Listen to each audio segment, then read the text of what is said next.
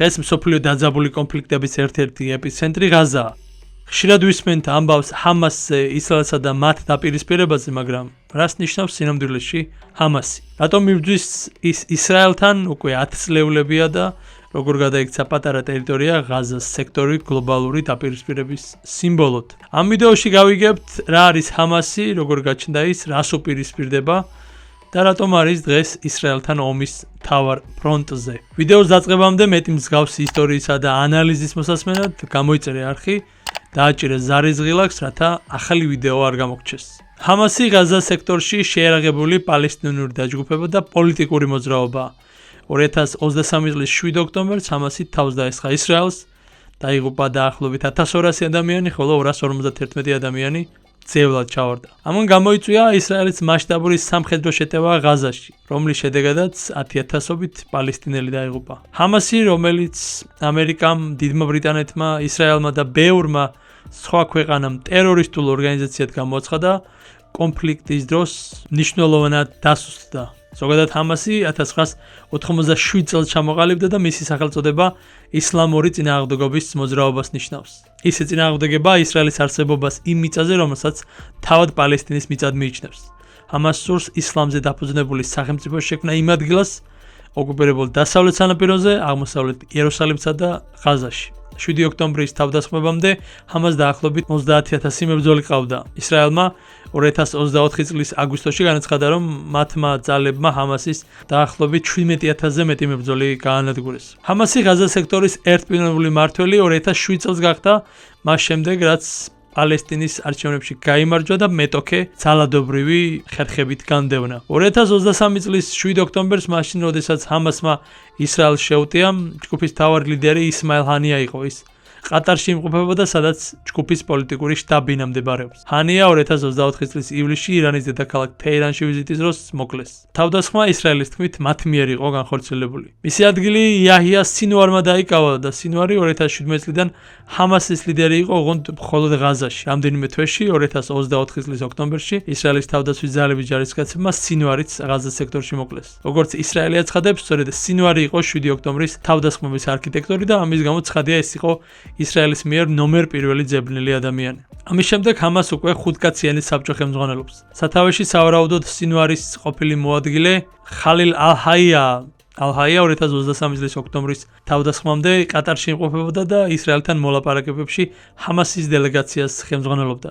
საბჭოს ყველა წევრი ყატარში ან თურქეთში ცხოვრობს. არ გაგიგვირდება თუ გეტყვი, რომ ჰამასის ყველაზე მნიშვნელოვანი მოკავშირე ირანია. მისი ყველაზე დიდი მხარდამჭერი ფულადი რესურსების, იარაღისა და პოლიტიკური მხარდაჭერის თვალსაზრისით. ახლა მოდი ისიც ვთქვათ, რატომ შეუტია ჰამასმა ისრაელს. 2023 წლის ოქტომბრის თავდასხმა ისრაელზე მის ისტორიაში ყველაზე სისხლიანი იყო, რომლის დროსაც დაახლოებით 1200 ადამიანი დაიღუპა, მათ შორის 360-ზე მეტი ახალგაზრდა მუსიკალურ ფესტივალზე. უპრეცედენტო თავდასხმამ მთელს ქვეყანაში შოკის მომგვრელი ტალღა გამოიწვია, რადგან ჰამასის მებრძოლები რამდენიმე საათის განმავლობაში ესხმოდნენ თავს სასაზღვრო დასახლებებს და მძევლებს აყავდათ. თავად ჰამასმა თავდასხმა შეაფასა როგორც პასუხი ისრაელის მიერ 10 წლეულების განმავლობაში მიმდინარე ჩაგვრაზე, პალესტინელების მკვლელობასა და ღაზას სექტორის მრავალწლიან ბლოკადაზე. თავდასხმიდან 1 წლის შემდეგ ალ-ჰაიამ ეს მოვლენები იმით გაამართლა, რომ საჭირო იყო პალესტინელების მდგომარეობა მსოფლიო პოლიტიკურ დღის წესრიგში შესულიყო. მან BBC-ს კორესპონდენტს ჯერემი ბოუენს უთხრა, რომ აუცილებელი იყო მსოფლიოში განგაში სატეხვა და მათთვის იმის თქმა, რომ ღაზაში არიან ადამიანები, რომლებსაც აქვთ მოთხოვნები, რომლებიც უნდა დაკმაყოფილდეს. ამასმა ასევე განაცხადა, რომ თავდასხმა იყო რეაქცია ისრაელის მცდელობებზე დაიკავებინათ იერუსალიმში ალ-აქსას მეჩეთის ტერიტორია, ისლამის მესამე უწმინდესი ადგილი. მანამდეც და სადღეისოდაც ყველა პალესტინური ფრაქცია და პარტია ეწინააღმდეგება ისრაელის ყოფნას დასავლეთ სანაპიროზე, ასევე ოკუპირებულ აღმოსავლეთ იერუსალიმსა და ღაზას სექტორში. მათ სურთ, რომ ეს მიწა მომავალი დამოუკიდებელი სახელმწიფოს ნაწილი იყოს, რასაც ხარს უჭერს საერთაშორისო საზოგადოების აბსოლუტური უმრავლესობა. ანუ იმ ტერიტორიებზე, რომელიც მიეკუთვნა პალესტინას, იქ ისრაელმა არ უნდა დაიწყოს თავისი დასახლებების შექმნა. ისრაელის მიერ იქაური ტერიტორიებისა და დასახლებების ოკუპაცია საერთაშორისო სამართლის მიხედვით უკანონოა, თუმცა ისრაელის ამჟამინდელი მთავრობა არ აღიარებს პალესტინელების უფლებას ჰქონდეთ საკუთარი სახელმწიფო და ამტკიცებს, რომ ეს საფრთხეა ისრაელისთვის. ის ასევე აცხადებს, რომ დასავლეთ სანაპიროზე ისრაელი ისტორიულ უფლებებს ფლობს. 7 ოქტომბრის თავდასხმის შემდეგ ისრაელმა ღაზაში ჰამასის წინააღმდეგ მასშტაბური სამხედრო შეტევა დაიწყო. ჯერ განახორციელა საჰაერო დარტყმები, რასაც სახმელეთო შეჭრა მოყვა. ჰამასის მიერ მართულ ჯანდაცვის სამინისტროს 22 სექტემბრის მონაცემებით ღაზაში 65,000-ზე მეტი ადამიანი დაიღუპა. ძირითადად მშვიდობიანი მოსახლეობა, რომელთა დაახლოებით ნახევარი ქალები და ბავშვები იყვნენ. მეორე მხარე ისრაელი ამბობს, რომ ომის დროს დაახლოებით 460 ისრაელელი ჯარისკაცი დაიღუპა. ამასობაში ისრაელმა სრული ოკუპაციის მიზნით დაიწყო შეტევა ქალაქ ღაზაზე, რომელიც მათი თქმით ჰამასის მთავარ დასაყრდენად რჩება. შეტევის შედეგად ასობით ათასმა პალესტინელმა ქალაქი დატოვა. გაეროს საგამოძიებო კომისიამ კიდევ უფრო მძიმე და რადიკალური განცხადება გააკეთა და თქვა, რომ ისრაელმა ღაზაში გენოციდი მოაწყო. გაეროს უმაღლესი საერთაშორისო სასამართლო ამჟამად სამხრეთ აფრიკის მიერ შეტანილ გენოციდის ბრალდებას განიხილავს.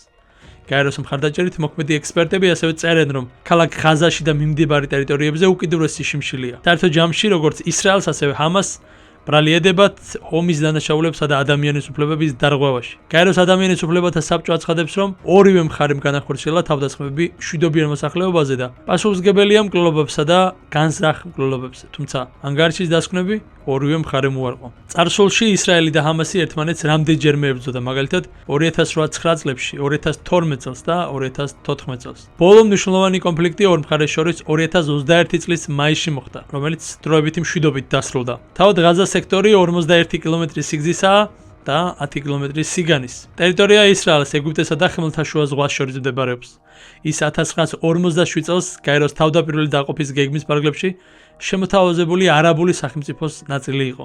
პირველი მსოფლიო ომის დროს ბრიტანეთმა პალესტინის სახელით ცნობილი ტერიტორია ოსმალეთის იმპერიას ჩამოართვა და კონტროლი მასზე თავად აიღო. იმ დროისთვის იქ არაბული უმრავლესობა და ებრაული უმცირესობა სხვა ეთნიკურ ჯგუფებთან ერთად ცხოვრობდა. ებრაელ და არაბ მოსახლეობას შორის დაძაბულობა გაღრმავდა მას შემდეგ, რაც დიდი ბრიტანეთი დათანხმდა ებრაელი ხალხისთვის პალესტინაში ეროვნული სახლის შექმნას. ებრაელებს ისტორიული კავშირები ჰქონდათ ამ მიწასთან, თუმცა პალესტინელ არაბებსაც ჰქონდათ საუკუნეების წინანდელი პრეტენზიები და ისინი ამ ნაბიჯს ეწინააღმდეგებოდნენ. 1920-40 წლებში ჩამოსული ებრაელების რიცხვი გაიზარდა. ბევრი მათგანი ევროპაში დევნას გაურბოდა. 1947 წლისთვის ებრაელთა რაოდენობამ 630,000 მიაღწია, რაც მოსახლეობის 30% ოდნავ აღემატებოდა. 1947 წელს ებრაელებსა და არაბებს შორის მზარდი ძალადობის ფონზე გაერო მხარი დაუჭირა პალესტინის ებრაულ და არაბულ სახელმწიფოებად დაყოფას. იერუსალიმი კი საერთაშორისო ქალაქი გახდებოდა. დიდმა ბრიტანეთმა ჩარევისგან თავი შეიკავდა, პრობლემის მოგვარება გაეროს დაევალა. გაერომაც ისრაელი მომდენო წელს დამოუკიდებელ ქვეყნად აღიარა. ისრაელის დამოუკიდებლობის გამოცხადებიდან მეორე დღესვე მას თავს დაესხა 5 არაბული ერის ჯარები. ეს კონფლიქტი ისრაელში დამოუკიდებლობის ომის სახელით არის ცნობილი. 1949 წელს საბრძოლო მოქმედებების ზავი დასრულების დროისთვის ისრაელი აკონტროლებდა ტერიტორიის უმეტეს ნაწილს. შეთანხმების თანახმად ღაზას სექტორი ეგვიპტემ დაიკავა. დასავლეთ სანაპირო და აღმოსავლეთ იერუსალიმი იორდანიამ, ხოლო დასავლეთ იერუსალიმი ისრაელმა. 1967 წელს ახლო სამხრეთში ეგვიპტიანი ომი დაიწყო. ახლო სამხრეთს ვგულისხმობ იმიტომ, რომ საქართველოდან ამ ტერიტორიების აღსაწერად ახლო აღმოსავლეთი არ არის ლევანტური ტერმინია, ვინაიდან ეს ტერიტორიები ჩვენთვის არის არა ახლო აღმოსავლეთი, არამედ ახლო სამხრეთი. ხო და 1967 წელს ახლო სამხრეთში ეგვიპტიანი ომი დაიწყო, რამაც იქ საზღვრები შეცვალა. ომში ისრაელი ებრძოდა ეგვიპტეს, სირიასა და იორდანიას. საბრძოლო მოქმედებების დასრულების დროისთვის ისრაელმა ეგვიპტის კუთვნილი სინას ნახევარკუნძული და ღაზა დაიპყრო. სირიისგან გოლანის მაღლობების უმეტესი ნაწილი მიიღო, ხოლო იორდანიისგან აღმოსავლეთ იერუსალიმი და დასავლეთ სანაპირო. ისრაელის კონტროლის ქვეშ მოექცა დაახლოებით მილიონი პალესტინელი დასავლეთ სანაპიროზე, ღაზასა და აღმოსავლეთ იერუსალიმში. ისრაელის მიერ ამ ტერიტორიების ეფექტური კონტროლი დღემდე გრძელდება. 1979 წელს ეგვიპტემ ისრაელისგან სამშვიდობო ხელშეკრულებებით სინას ნახევარკუნძული დაიბრუნა. რაც შეეხება დასავლეთ სანაპიროს, ეს არის ტერიტორია ისრაელსა და მდინარე იორდანეს შორის, სადაც დაახლოებით 3 მილიონი პალესტინელი ცხოვრობს.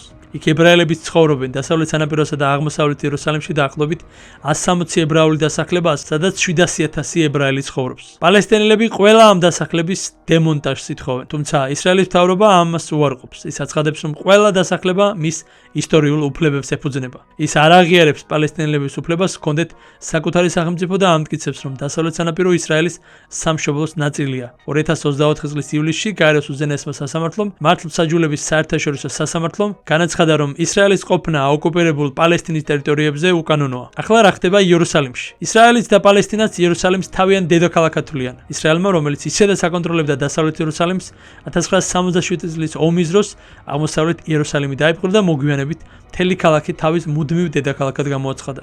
ისრაელი აცხადებს, რომ იერუსალიმი არ შეიძლება გაიყოს. ამავდროულად პალესტინელები აღმოსავლეთ იერუსალიმს მომავალი პალესტინის სახელმწიფოს დედაქალაქად აცხადებენ. როგორც BBC წერს, აღმოსავლეთ იერუსალიმის მოსახლეობის უმეტესობა პალესტინელი, რომელთაგან მხოლოდ ზოგიერთმა აირჩია ისრაელის მოქალაქეობა. პალესტინელები ყოველთვის ეწინააღმდეგებოდნენ ისრაელის ყოფნას ამ ტერიტორიებზე და სურთ, რომ ისინი მომავალი დამოუკიდებელი სახელმწიფოს ნაწილი იყვნენ, რასაც მხარს უჭერს საერთაშორისო საზოგადოების დიდი უმრავლესობა. რაც შეეხება ღაზას, ის მსოფლიოში ერთ-ერთი ყველაზე მჭიდროდ დასახლებული ადგილია და ასეთ პატარა ტერიტორიაზე კი 2.1 მილიონი ადამიანი ცხოვრობდა. ისრაელსა და ჰამას შორის ბოლო ომამდეც კი ამ ტერიტორიაზე უმუშევრობის მაჩვენებელი მსოფლიოში ერთ-ერთი ყველაზე მაღალი იყო. მოსახლეობის უმეტესობა სიღარიბის ზღვარს ქვემოთ იყო. ამ დროისთვის ისრაელი აკონტროლებს ღაზას საჰაერო სივრცეს, მის სანაპირო ზოლს და საერთო საზღვარს, ასევე ადამიანებისა და პროდუქტების გადაადგილებას. ამ ყველაფრის შემდეგ ისიც ვახსენოთ, რომელმა ქვეყნებმა აღიარეს პალესტინის სახელმწიფო. პალესტინის სახელმწიფო ამჟამად გაეროს 193 სახელმწიფოდან 150-ზე მეტმა აღიარა. გაეროში პალესტინა პალესტინის სახელმწიფოს სახელითაა ცნობილი. მას აქვს მუდმივი დამკვირვებელი სახელმწიფოს ოფიციალური სტატუსი, რაც მას ადგილს ანიჭებს, მაგრამ არა ხმის მიცემის უფლებას. ზოგიერთი ქვეყანა, მათ შორის ამერიკა, არ ცნობს პალესტინის სახელმწიფოს და აცხადებს, რომ ამას მხოლოდ ახლო აღმოსავლეთში კონფლიქტის გრძელვადიანი პოლიტიკური გადაწყვეტის ფარგლებში გააკეთებს. თუმცა 2025 წლის სექტემბერში გაერთიანებულმა სამეფომ, საფრანგეთმა, კანადამ, ავსტრალიამ და პორტუგალიამ აღიარეს პალესტინის სახელმწიფო. ამის შემდეგ იგივე გააკეთეს ბელგიამ, ლუქსემბურგმა, მალტამ, ანდორამ და სან-მარინომ. ისრაელის პრემიერ-მინისტრმა ბენიამინ ნეთანიაჰუმ დაგმო ეს ნაბიჯები და განაცხადა, რომ ჰამასი ამ ქვეყნებმა 7 ოქტომბრის თავდასხმისთვის დააჯილდოვეს. ტრამპის ადმინისტრაცია პალესტინის სახელმწიფოს აღიარების წინააღმდეგია და ამტკიცებს, რომ ეს ჰამასისთვის ჯილდო იქნება და ღაზაში ომის დასრულებას გაართულებს. მოდი ვთქვათ, რას ნიშნავს პალესტინის სახელმწიფოს აღიარება. გაეროში დაახლოებით 5.9 მილიონი პალესტინელი ტოლად არის აღიარებული. ისინი იმ პალესტინელების შთამომავლები არიან, რომლებიც 1948-49 წლების ახლო სამხრეთის ომის დროს ისრაელის ტერიტორიიდან გაიხსნენ ან იძულებით გადაასახლეს. მათი უმეტესობა იორდანიაში, ღაზას სექტორში, დასავლეთ სანაპიროზე, სირიასა და ლიბანში ცხოვრობს. პალესტინელები დაჟინებით მოითხოვენ ტოლების დაბრუნების უფლებას, თუმცა ისრაელი ამაზე უარს ამბობს. ის აკრიტიკებს გაეროს პალესტინის ტოლთა სააგენტოს იმის გამო, რომ ეს ორგანიზაცია ტოლის სტატუსის თაობებს შორის მემკვიდრეობით გადაცემის საშუალებას იძლევა. ორი სახელმწიფოს გადაწყვეტა ისრაელსა და პალესტინელებს შორის მშვიდობის საერთაშორისო მხარდაჭერილი ფორმულაა. ის მხარებს თავაზობს დამოუკიდებელი პალესტინის სახელმწიფოს შექმნას დასავლეთ სანაპიროსა და ღაზას სექტორში, აღმოსავლეთ იერუსალიმით, რომელიც მისი დედაქალაქი იქნება. ის იარსებებს ისრაელის გვერდით. ისრაელი უარყოფს ორი სახელმწიფოს შექმნის პრინციპს, ის აცხადებს, რომ ნებისმიერი საბოლოო შეთანხმება პალესტინელებთან მოლაპარაკებების შედეგი უნდა იყოს და სახელმწიფოებრიობა არ უნდა იყოს წინაპირობა. პალესტინის ხელისუფლება მხარს უჭერს ორი სახელმწიფოს შექმნის გადაწყვეტას, მაგრამ ჰამასი ამას არ აკეთებს, რადგან ის ეწინააღმდეგება ისრაელის არსებობას. ჰამასი აცხადებს, რომ მათ შეუძლია მიიღოს დროებითი პალესტინის სახელმწიფო 1967 წლის ფაქტობრივი საზღვრების საფუძველზე. ისრაელის ოფიციალურად აღიარების გარეშე თუ ტოლულებს დაბრუნების უფლება მიეცემათ. აი ასეთი ურთულესი სიტუაცია ახლო სამხრეთში და ერთი შეხედვით ამ კონფლიქტის მოგვარება ძალიან შორ პერსპექტივად ჩანს. მოლაპარაკებები ძალიან გაართულა ჰამასის სასტიკმა თავდასხმამ ისრაელზე, რასაც არანაირი გამართლება არ შეიძლება მოეძებნოს. თუმცა ჩვენი კონფლიქტი გვაქვს მოსაგვარებელი ამავდროულად თითქმის ერთწლიანი უწყვეტი პროტესტი, რომელიც ლოგიკური შედეგისკენ უნდა იყოს მიმართული და ქვეყანა უნდა დააბრუნდეს ევროპულ გზაზე, რადგან როგორც ევროპული სტრუქტურები ღიად ამბობენ, საქართველომ გადაუხვია ევროპულ გზას, რომელიც არის ქართველი ხალხის დაკანონებული საუკუნოვანი არჩევანი, რომლის შეცვლის უფლება არც არავის აქვს და არც არავის მივცემთ ამის უფლებას. დღეისათვის სულ ეს იყო. თუ აქამდე მოხვედი, გამოიწერე არხი, რათა არ გამოგჩეს ბევრი ძალიან საინტერესო ვიდეო. დიდი მადლობა.